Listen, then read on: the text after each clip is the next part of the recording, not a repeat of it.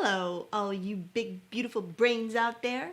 Today, we're going to talk about the misinformation effect.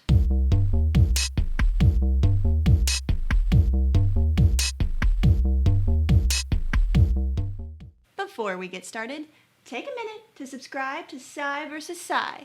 Help out your friendly neighborhood psychologist while I tell you all about the misinformation effect paradigm.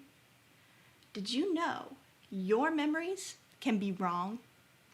I've mentioned this briefly on the channel before, but I wanted to do a more in-depth exploration of the misinformation effect paradigm. Specifically, we're going to look at the studies of one of my favorite psychologists of all time, Elizabeth Loftus. In the 1970s, Loftus first wrote about the misinformation effect paradigm by doing an incredibly simple yet genius experiment. She showed participants a quick video and then asked them questions about what they saw in the video. The key is some of the participants got questions that were so easily answered based on what you saw in the video, while other participants got questions that were deliberately misleading or contained untrue information based on what was in the video. What she found was that it was far easier than was previously thought to alter people's memories of what they had seen. That's the misinformation effect. Exposure to incorrect information makes us misremember the original event. Let's briefly go over one of Loftus's experiments so you get a better idea of what I mean. First, Loftus showed all the participants in an experiment the exact same video of a car crash. Then, participants were asked to estimate the speed that the cars were going, but they were asked the question in different ways. One group was asked how fast the cars were going when they bumped into each other. Another group was asked how fast the cars were going when they collided into another. Yet another group was asked how fast the cars were going when they smashed into each other. As Loftus changed that verb in the question, the participants guessed increasingly higher speeds. The videos were exactly the same. The only thing that changed was the word usage in the question. How Loftus changed that word made the participants remember the video differently. They remembered the speed differently.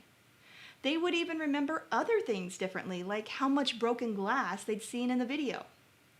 The people in that smashed group were more likely to say they'd seen broken glass everywhere, even though there hadn't been any in the video. So, what does that mean for us? The obvious answer is that language matters. If you're asked a leading question immediately after an event, it could lead you to misremember or, in a way, correct a memory that wasn't really wrong. This has a huge implication for things like false memories. That's when we remember things that happen to us that aren't true, and especially for eyewitness testimony. Luckily, the misinformation effect paradigm is a scientific success story. Since the 1970s, when Loftus first started publishing about the effect, social scientists and lawyers and officers and judges and therapists and counselors, they've all become hugely aware of this idea of asking misleading questions, and there are now protocols that exist specifically to prevent overwriting real memories. This is a real change that is helping people and has happened within your lifetime, just to ensure that you get to keep and preserve your memories as you remember them. Science for the win! Yay! If you want to create more wonderful memories of your own, make sure you subscribe to Psy vs. Psy if you want to find out more about all these incredible, important psychological discoveries that are impacting the world around you. Until next time, keep thinking, and I'll see y'all later. Bye!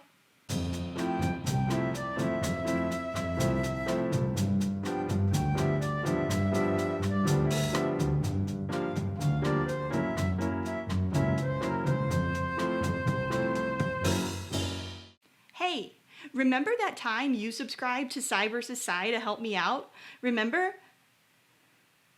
See what I did there?